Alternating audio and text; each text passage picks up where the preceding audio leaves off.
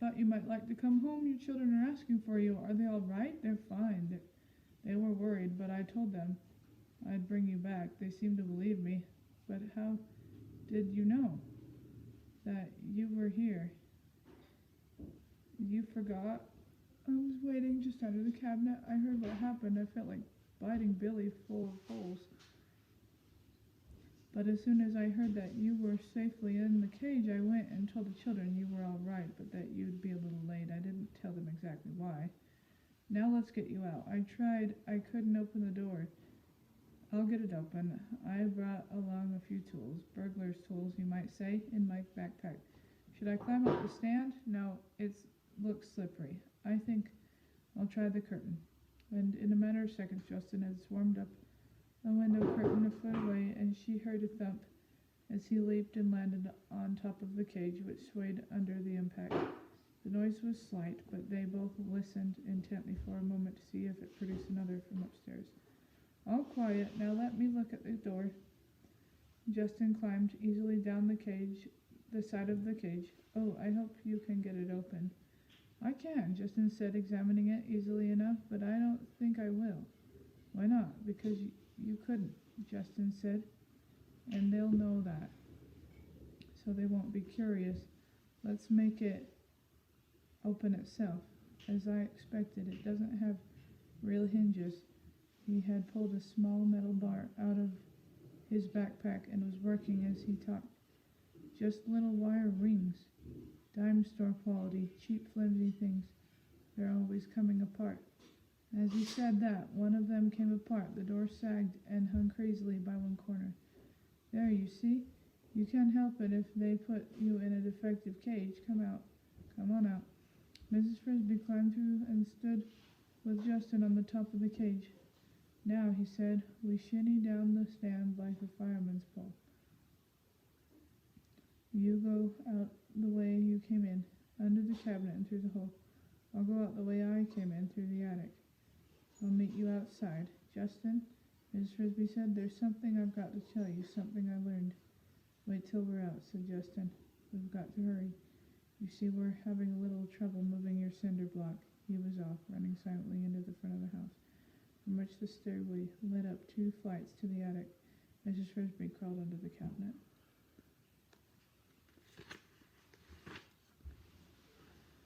Searched in total darkness for the small hole and finally felt one foot slip down. She dropped through the square opening and the foundation was easier to find. It glowed palely ahead of her, lit with moonlight. Justin was waiting for her as she came out of the corner of the screen. The night was warm and a half moon shone on the farmyard. Now, he said, what was it you wanted to tell me? He spoke seriously. He had heard the urgency in her voice. They hurried toward the garden, rounding the back porch. There, a dark heap in the moonlight, lay Dragon, no threat to anyone tonight. Some exterminators are coming to poison all of you, Mrs. Frisbee told them, as briefly as she could, of the conversation she had heard at the Fitzgibbons' dinner table. 7 rats, Justin said. Rabies? It might be, but I'll bet it was Jenner. When are the men supposed to come? The day after tomorrow. To her surprise, Justin stopped. He looked at her in admiration. You know, he said. I had a feeling the first time I clapped eyes on you that you'd bring us good luck. Good luck? She was amazed. Oh, it's bad news. It's serious. We'll have to change our plans and quickly, but think of how much worse it would be if you hadn't overheard it. You wouldn't have had a chance. We wouldn't have had a chance. They came into the garden. Is Nicodemus here? Mrs. Frisbee asked. No, in a few minutes I'll go and tell him. But first we need your help to get started moving your house. My help? What can I do? You can talk to your neighbor. She seems to think we're stealing your cinder block. She bit Arthur in the leg. At one end of the big stone in the middle of the garden, 10 rats were digging briskly, using scoops that looked more like teaspoons than shovels, piling the earth neatly beside a hole already almost big enough to hold Mrs. Frisbee's house.